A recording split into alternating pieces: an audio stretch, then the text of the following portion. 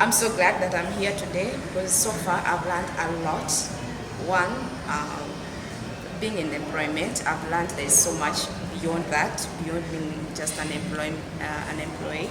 I've learned there's the ways to exercise on how to manage my money, how to account for my money, how to go on whatever I'm doing, on my salaries, how to manage it, on my earnings, and then the necessity of having a side hustle, which initially it wasn't my thing.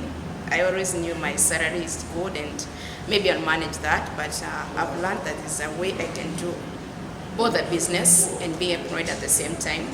And I'm grateful that I've been introduced to these effects, PESA, which I'm yet to learn about, but from what I've learned from the speakers, I believe it's something that will help me, and from what I've realized from the analysis so far, I think and I believe it's something that will grow me on my finances, which I desire to do. And as a youth, of course, I'm desiring to grow and I'm desiring to have much more apart from what I'm earning right now.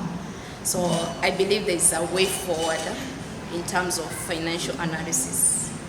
Yes, what I would wish to tell, or I would want to tell people that maybe you think or you believe, or you are like me who are just sustained, or you are at the comfort zone of my salaries or what you are earning. Maybe there's more to that out there. Get to know more about business, get to know more about how you analyze your finances that will grow and expand you. We face challenges in investing when it comes to financial market. That's most of us don't know about what Forex is. They don't know about what steps do you take to start FX trading, right? Which kind of broker can you use to start trading?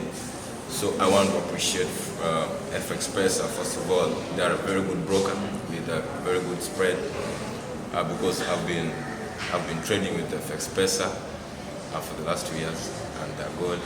So they have taught us a lot of things about investment. What are you supposed to look for when you want to do investment? What are the plans that you have to put forward, first of all, before you start your investment? And then the difference between investment and trading, the financial, we call it financial freedom. We've taught about financial freedom.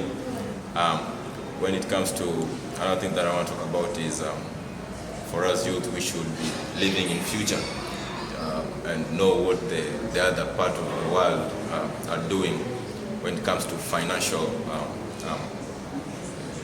liquidities, when it comes to financial assets. Right, we've been taught about how you can trade the stocks. We've been taught about how during the recession period, how can you benefit through the recession period, which of course actually I've well taken it, and I really appreciate a lot. Every investment is dangerous. Even selling water is dangerous when you don't have correct knowledge about that selling of water, right? So now you have to learn. You have to dedicate yourself. You have to take your time and you invest in yourself. And you trade, and you can be a very good trader. You can have financial freedom. Yeah, and we stop being ignorant. Ignorance is what kills us a lot. Yeah, as youths, we think like everything is we've taken everything for granted, and we are ignorant. So we need to leave ignorance, and that's what I can tell my fellow youth. One of the gaps we have identified, most Kenyans don't have their finances right.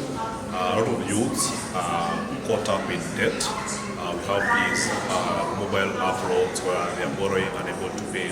So we want to help them understand their finances, how they can recover and pay those debts, and then begin to invest in themselves, and also start to build wealth over time. So the other gap we have seen, especially in Mombasa, there is a lot of economic challenges around here. One of them was as a result of COVID. Having to depend on tourism, which is quite seasonal, People have had periods where they've made money and other periods where there is no business.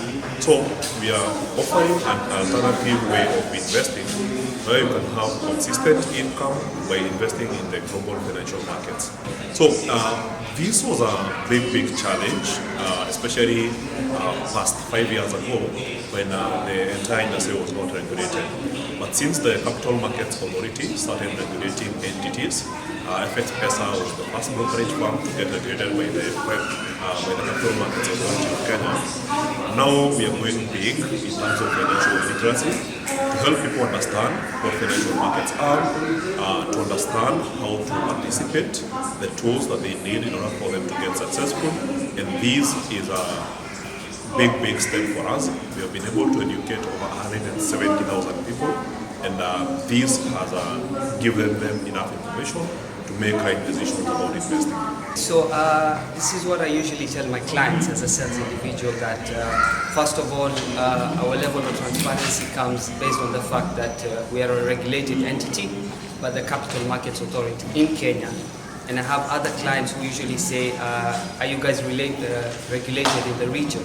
So basically, I usually tell them that Kenya being one of the largest by market capitalization, speaking about the Nairobi Stock Exchange, that shows our clients that we are actually regulated by a recognized entity here in Kenya.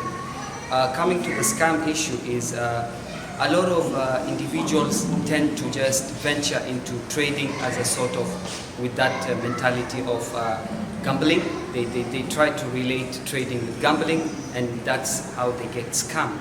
Because you find a lot of individuals who tend to advertise themselves, or these companies that they offer trading platforms, they actually don't offer trading platforms. What they do is they offer platforms for people to trade based on market prices that they do create those market prices. So we're basically saying that you should rely on a broker who's regulated, which is Xirfadaha, and that shifts that mentality out of not buy a house in Karen, yeah? But I'm managing on a month to month to maintain that house. I'm spending about 300,000 shillings. Does it make sense? Does it make sense? If it's that piece of land, whether it's that apartment, what is the return that I'm actually looking at earning? Yeah. Right now, we usually say Mombasa is a buyer's market for real estate because he had apartments. If you know Kilimani in Nairobi, it's one of the high-end places. Yeah. He had bought one apartment at 17 million. Guess how much was being offered? Exactly.